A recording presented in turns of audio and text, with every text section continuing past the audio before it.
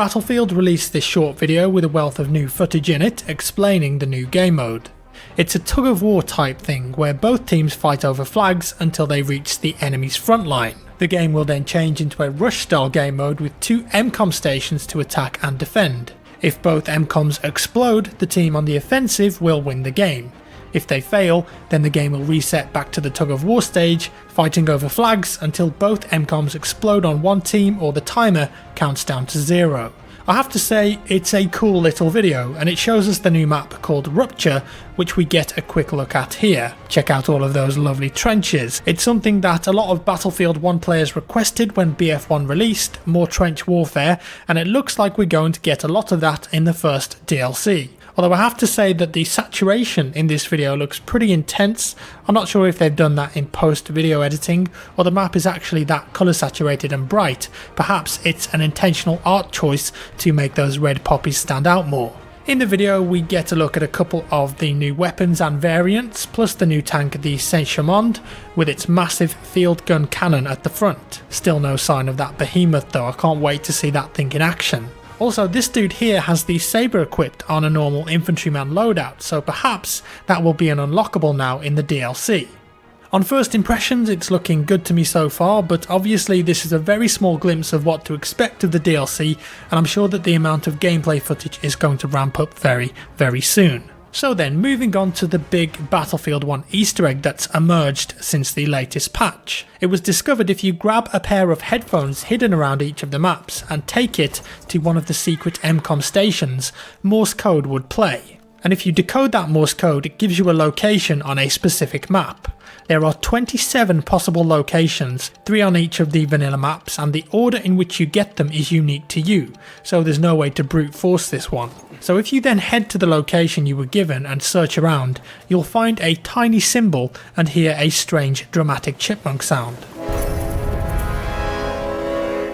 And after doing that, picking up more headphones and heading back to another secret MCOM station, the Morse code will have changed and now it will say something completely different. The second stage, for example, says this: remember first rule, if compromised, LPIL, with the location name backwards. So you reverse the location name, go there, look around and you'll find another little symbol. Now the Discord Easter egg community has been hard at work all week on deciphering these messages and searching for symbols. Each new symbol found, it gives you a new message with a new location and different information. For example, one of my clues was the following: this long string of letters followed by fourth rule, kill all on the same trail, remove dog tags and report to house. And then you have to decode that in a specific way to get your next symbol location. And the symbols are hints on how to decode the next Morse message. In this case it was a picture of a fence, and that's because it was a rail fence cipher, otherwise known as an anagram. Now you'll go through 8 different steps of this, eventually leading to a final 9th Morse code. The symbol clue is simply the word London, and the Morse code is a series of letters which are the following: ZQBRIPP, QOHBFIU, PEYLAZAM, ARZIO, ZDSYJB. And that final message is the same for everybody too. The problem is, it hasn't been deciphered yet, so we don't know what this leads to. It could be something as simple as a location that you have to find and go to, and maybe you unlock a special dog tag or perhaps even a special camouflage as a reward. But what if it leads to another series of cryptic clues and messages, perhaps that we've got to continue in the first DLC? Or is this the beginning of the new Phantom program for Battlefield 1? All of these questions and at the moment no answers. So if you think you can crack that code and decipher the message, why not have a shot at it yourself? And there it is once again with the clue London. It's been theorised that London could be a key or passphrase to use in a cipher with the long code, seeing as a couple of the previous clues used the passphrases George and Edward. But many different ciphers have been attempted with this passphrase to no avail. Perhaps it's a combination of all of the previous ciphers used that would reveal an answer. As it stands, it remains a mystery.